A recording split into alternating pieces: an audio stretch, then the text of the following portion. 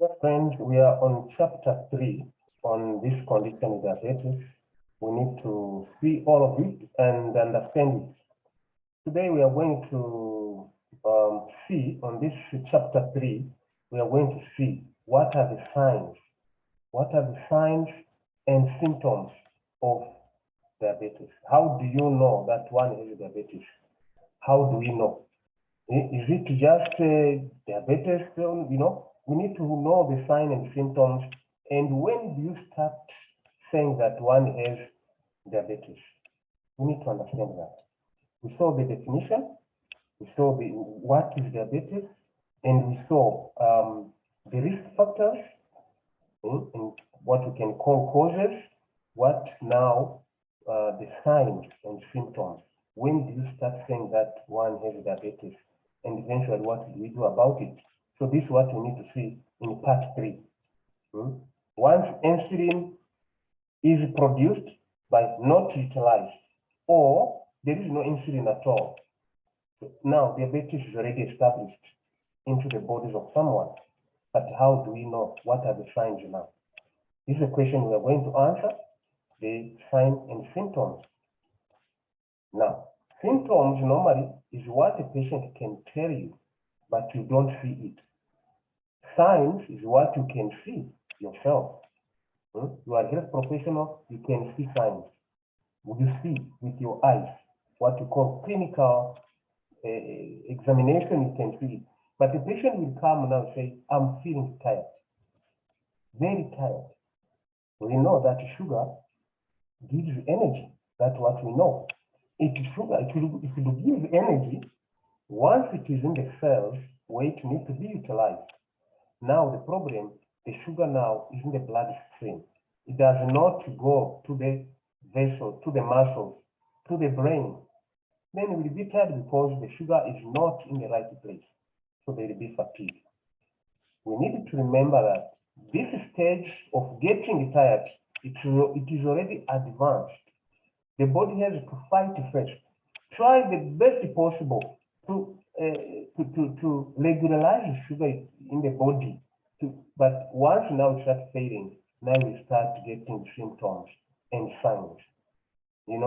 So that's why the majority of people will be having diabetes without knowing until they are tested and they find that they have it. The cause, or the another sign that you might get or symptom, infection. Infections might start in the ears. You might have infections in the mouth. You might have infection in the urinary system, or in the vagina.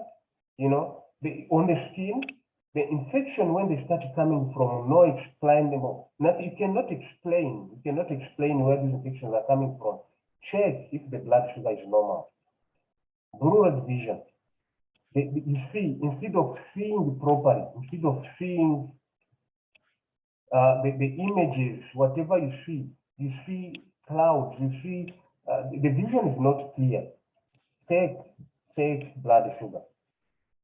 Increased thirst. You want to drink water. You feel you are dehydrated. We remember sugar weighs, the way sugar weighs is like salt. Wherever salt is, salt will attract the water. I always give an example. If you go, you take onion, you cut the onion, you cut into 2 parts. Take one part, put salt on that part that you cut. The other part, leave it alone. Don't put anything on it. Just put salt on one piece, then observe the following morning. You will see that the onion with salt will be shrinking, will be dry, will be without water inside. But the one which doesn't have salt, it will be almost the same way it was before, the day before. It simply means salt attracts water. Same way, sugar will attract the water as well. So it will attract water, you get dehydrated. Not only that, because now you are passing the urine too much, you are lacking, you are getting drained, the water is getting dry in your system, then you will start passing urine too much. We are going to see it. Increased appetite. The body is fighting. There is a battle in the body. The body is fighting to try to bring the sugar to normal, but it cannot because there is no insulin or insulin is not utilized. So that fight will cause the body to overwork and try to get energy here and there. As the body is trying to fight, you will have to get appetite so that you get food, enough food to get energy, you know, but it keeps on failing. Increased urination, as we're saying. Sugar is a lot in the bloodstream. It is attracting water. Too much water in the blood vessels will lead to have a lot of urine being produced. Going to the kidney, you pass urine a lot. As it is attracting water, you are losing a lot of water in the urination. So you drink a lot, you urinate a lot, you eat a lot. Other people, they call it a disease of 3P: polyphagia, polydipsia, and polyuria. Polydipsia, you are drinking too much. Polyphagia, you are eating too much. And polydipsia, eating too much, urinating too much, drinking too much. If you have those 3 signs, go and check if you don't have diabetes. Another problem is erectile dysfunction. We will see in the complications, actually, mainly part of the complication. Diabetes will damage the vessels. The diabetes, blood sugar itself, will damage blood vessels. If it stays for a long time, not treated, not controlled, particularly when it is not controlled, the blood vessels will start getting damaged. The sugar is a stone. Sugar will start going and cause erosion on the blood vessels. Now, if it affects the vessels in the penis, the vessels that are responsible to help on getting erection, then the erection will not be possible.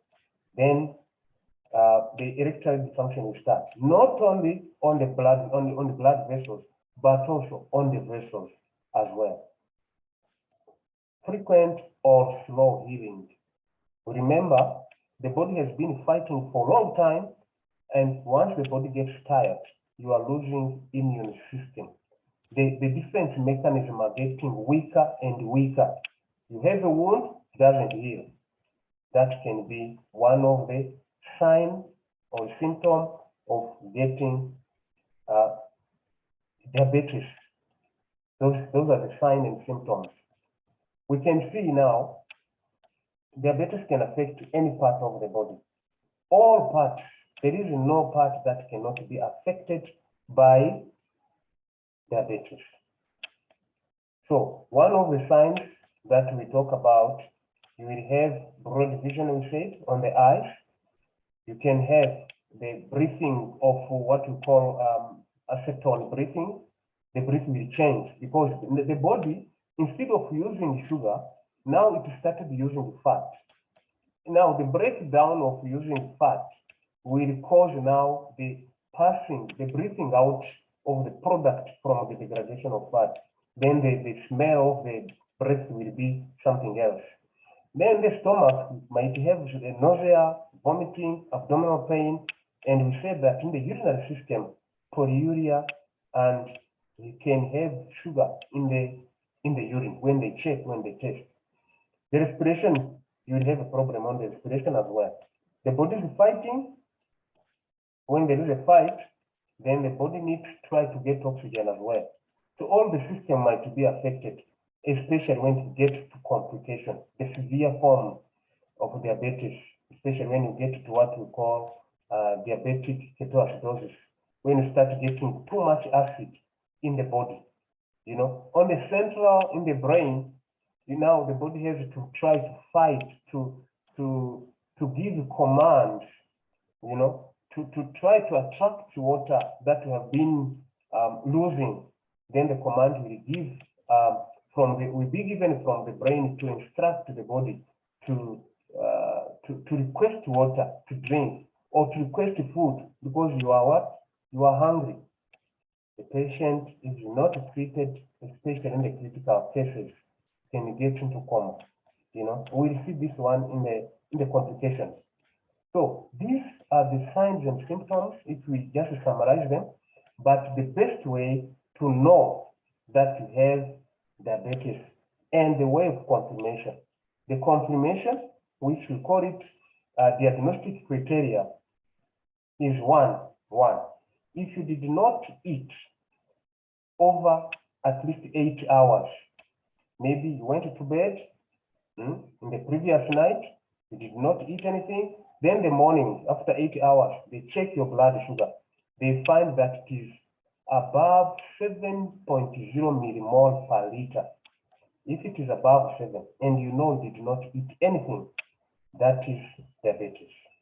It's one of the criteria. Because you can't explain why you have too much sugar and you do not eat. Criteria number 2, if you have eaten, you have eaten and they check your blood sugar, what we call random blood sugar, and they find it is above 11.1, it will be abnormal. It simply means the blood sugar should always be around 5, whether if you have eaten, and they check your blood sugar, and they find it is 5, 6, 7, maximum 8, that would be a normal blood sugar. But if it goes 9, 10, and 11, we call it pre-diabetic. You are in the yellow zone. You are driving, you are in the robot, you see the yellow. You mean that red is about to come in. So this is how we can explain it in a very simple way. The other way of confirmation, which is a very excellent way actually, is hemoglobin A1C. When it is above 6.5%, this is the way they check how much the hemoglobin, the cell, the pigment that is attached to the red blood cell, is able to capture sugar over the period of 3 months.